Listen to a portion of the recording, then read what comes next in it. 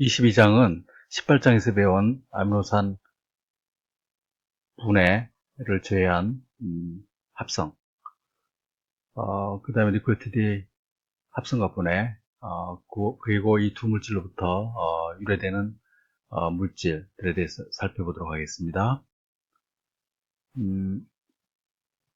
이 장의 특징은 여러 가지 질소화합물의 대사에 대해서 살펴보는 것이고요.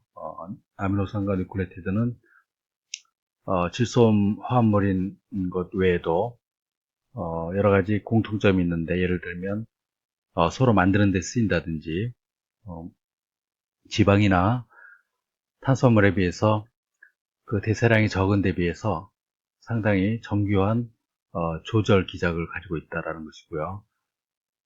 또 몰리브데늄, 셀레늄, 바데늄 같은 그 희귀 원소를 포함하는 반응이 나타나게 됩니다. 먼저 질소 대수에 대해서 살펴보도록 하겠습니다. 공기 중에 있는 5분의 4의 질소는 생물이 사용할 수 없는 형태입니다. 이것은 극히 일부의 생물이 할 수 있는 질소 고정, 다시 말하면 질소를 환원시켜서 암모니아 형태로 전환하는 그 반응에 의해서 생성된 이것이 식물이나 미생물이 사용해서 아미노산과 뉴클레오티드 같은 여러 가지 질소 화합물을 만들게 되고요. 동물이나 미생물이 이것을 섭취하고 사용하거나 또는 이제 분해해서 다시 암모니아 형태로 만들어내게 됩니다.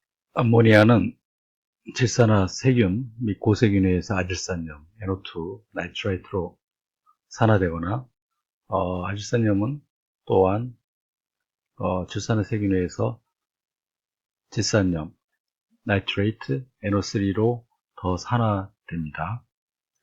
이 세균들은 여기서 나오는 에너지를 활용해서 살아가게 되고요. 질산염은 탈질산화 세균, 고세균, 증균류에 의해서 다시 공기의 그 질소로 환원이 되게 됩니다. 지금 보는 바와 같이 이와 같은 어떤 질소의 순환 회로가 존재하게 되죠. 최근에 밝혀진 추가적인 회로가 있는데요. 아나목스 세균에 의해서 암모니아나 나이트레이트가 N2로 전환되는 그 반응이 밝혀졌습니다. 여기서 빨간색은 현기성 조건하에서 일어나는 반응이 되겠습니다. 먼저 식물, 조류, 박테리아에 의해서 일어나는 질소 동화작용에 대해서 살펴보도록 하겠습니다. 질산염은 먼저 아질산염으로 환원이 되는데, 이때 촉매하는 효소는 아질산염 환원 요소가 되겠고요. 여기서 전자 주계는 NADH가 됩니다. 이때 이 효소는 몰리브덴 보조인자를 가지고 있습니다. 다음으로는 질산염 환원 요소에 의해서 암모니아로 환원되게 되는데요. 이때의 전자 주계는 식물의 경우는 페리독신, 광합성에 관여되죠. 로부터 오고, 광합성을 하지 않는 미생물에서는 NADH로부터 오게 됩니다. 이때 이제 보면 이 일렉트론 그 캐리어가 보면 현 유사 물질인 시로햄이라고 하는 이런 그 보조 인자가 관여됩니다. 극히 일부의 세균과 원시 세균만이 대기 중 질소를 고정할 수 있습니다. 산업적으로 암모니아의 생성은 바로 질소 비료 산업이 되겠는데요. 하복 공정이라고 하는 화학 반응에 의해서 만들어집니다. 이런 반응은 실제로 표준 자유에너지의 변화가 네거티브입니다. 그러나 실제로 활성화 에너지가 굉장히 크기 때문에 굉장히 높은 온도와 높은 기압, 그리고 촉매제로 철분이 들어가게 됩니다. 실제 그 질소 고정 생물체에서 일어나는 화학 반응은 이 반응에서 보듯이 ATP를 필요로 하게 되는데, 그 이유는 높은 활성화 에너지를 극복하는데 필요한 에너지가 되겠습니다. 여기서는 니트로게나제 복합체의 구성 효소들과 보조인자를 보여주고 있는데요. 다이니트로 게나제 환원 효소에 보면 두 번째 ATP가 결합하는 자리가 있고요. 추가적으로 이제 일렉트론이 흘러가는 캐리어들이 존재하고 있죠.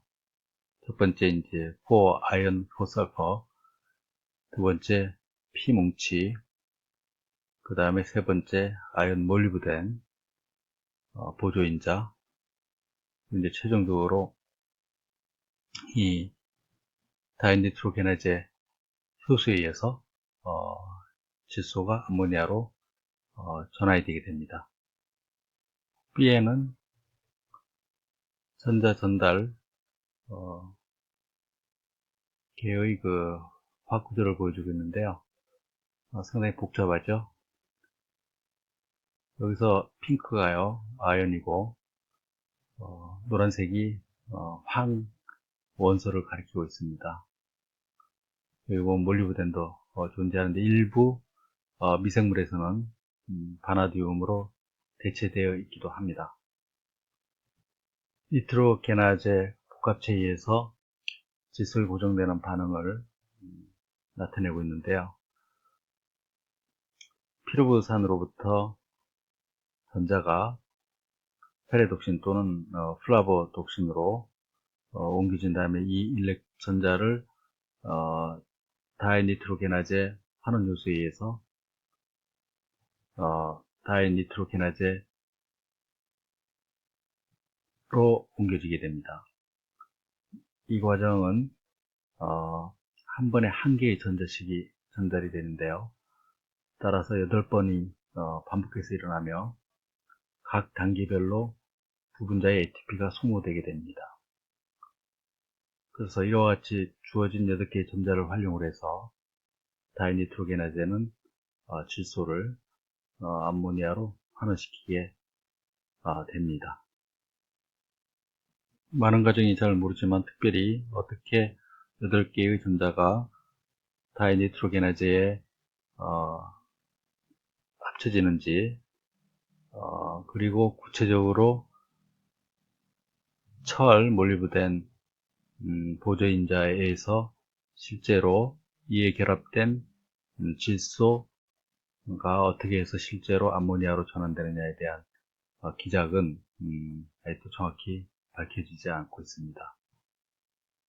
결합된 질소 원자 중 하나가 먼저 완전히 환원돼서 떨어져 나가고, 나머지 질소도 환원돼 나간다는 가설과, 결합된 상태로 두 질소 원자가 환원돼서 하나씩 떨어져 나간다는 가설이 있습니다. 나이트로게나제 복합체의 또 한 가지 특징은 산소가 존재하면 활성을 일낸다는 것입니다. 질소 고정하는 토끼 불의 뿌리 혹을 보여주고 있는데요. 이것의 단면도를 보면 이와 같이 모양을 가지고 있습니다. 저 사옆에 보면 여기서 이제 빨간색은 질소 고정하는 박테리아가 되겠고요. 이 파란색으로 표시한 것이 콩카식물의 뿌리혹에 존재하는 세포를 보여주고 있는데요. 가운데 큰 것이 이제 핵이고요. 여기 이제 적색으로 나타난 것이 질소 고정할 수 있는 유사균이 되겠습니다. 이것들은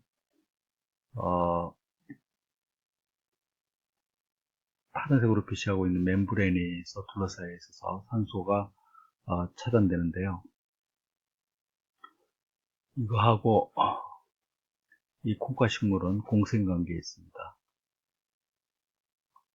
콩가식물은 이 박테리오이드 유사균이 필요로 하는 ATP와 또 산소를 레그 헤모글로빈을 통해서 전달해주고 있고요. 질소고정 유사균은 합성한 암모니아를 이 콩가식물에 공급하게 되겠죠. 아질산유황과 암모니아를 써서 질소를 만드는 아나목스 반응에 대해서 살펴보도록 하겠습니다. 이 박테리아는 아나목소점이라고 하는 막으로 둘러싸인 세포내 소기관을 갖고 있는 박테리아가 되겠는데요. 세 개의 효소가 관여되고 있고요. 나질산염을 환원시켜서 수산 암모니아로 만드는 아질산염 환원 요소가 있고, 추가적으로 암모니아를 써서 반응성이 굉장히 높은 히드라진이라고 하는 N2H4를 히드라진 가스 분해 효소가 만들게 되겠고요. 마지막으로 히드라진 산화 효소에 의해서 질소 그리고 양성자가 생성이 되게 됩니다. 순환하게 되겠죠. 생성된 양성자는 ATP 합성 요소에 의해서 ATP를 만들어내는 것으로 비교됩니다. 한 가지 독특한 특징은 이 중간에 생성되는 히드라진은 반응성도 높고 쉽게 인지질을 통과해서 확산되어 버리기 때문에 이 문제를 해소하기 위해서 이 막이 굉장히 독특한 구조로 되어 있다는 것입니다. 레더레인이라고 하는 지질의 구조를 갖고 있는데요. 여기서 보는 바와 같이 사이클로프탄 연결 고리 구조가 끝에 존재하고 있고, 이중막 구조 안쪽으로 이러한 구조물이 존재한다는 것입니다. 아나목소점과 같이 이것은 또 다른 그 박테리아 내에 핵이 막으로 둘러싸여 있는 그러한 세포내 소기관으로 존재합니다. 암모니아 형태로 환원된 질소는 먼저 아미노산으로 전환이 됩니다. 이때 두 가지 종류가 생성되는데 글루탐산하고 글루타민입니다. 중요한 요소는 글루탐산 합성 요소가 되겠습니다. 모든 생물에서는 암모니아와 글루탐산을 반응시켜서 글루타민을 만들 수가 있습니다. 세균하고 식물에서는 추가적으로 글루탐산 생성 요소가 있어서 앞에서 생성된 글루타민을 알파 키토 글루타리트하고 반응시켜서 두 분자의 글루탐산을 만들 수 있습니다. 이 요소는 우리 혈액에서 검사하는 데 주로 쓰이는 요소인 GOGAT로 불리기도 합니다. 이 두 개의 반응을 통해서 암모니아 농도가 적을 때는 암모니아하고 알파 키토 글루타리트를 반응시켜서 글루탐산을 만들 수도 있습니다. 적은 양이긴 하지만 모든 생물에서는 글루탐산 탈수소 요소가 있어서 암모니아하고 알파 키토 글루타리트를 반응시켜서 글루탐산을 만들 수가 있습니다. 실제로는 역반응이 더 활발히 일어나게 되죠. 이것은 이제 요소회로에서 배웠습니다.